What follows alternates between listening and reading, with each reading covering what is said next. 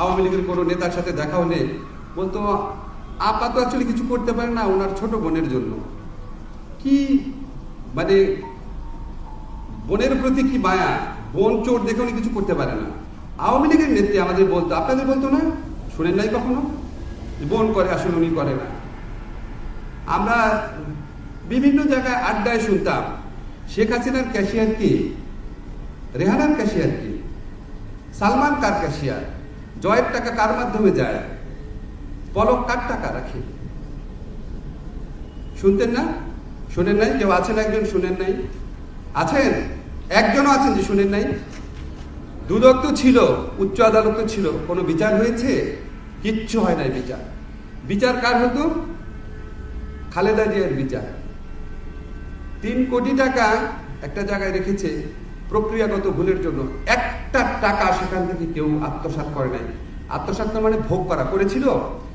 3 কোটি টাকা ব্যাংকে থেকে 6 কোটি টাকা হয়েছে, ওই টাকা কেউ টাচ করে নাই।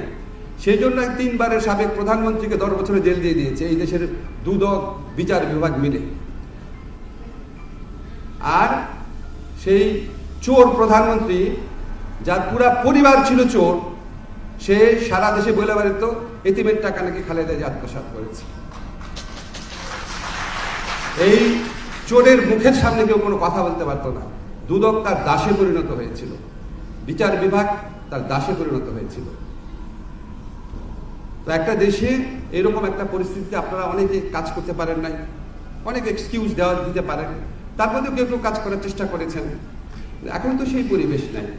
এখন কি আপনাদেরকে কেউ বলে যে এই চোরের বিরুদ্ধে কেউ মামলা করো না? কেউ আপনাদের তদবির করেছে কোনোদিন? কোনো উপদেষ্টার থেকে ফোন পেয়েছেন? কেউ বলেছে আপনাদের? কেউ তো আপনাদের উপর কোনো রকম হস্তক্ষেপ করছে না।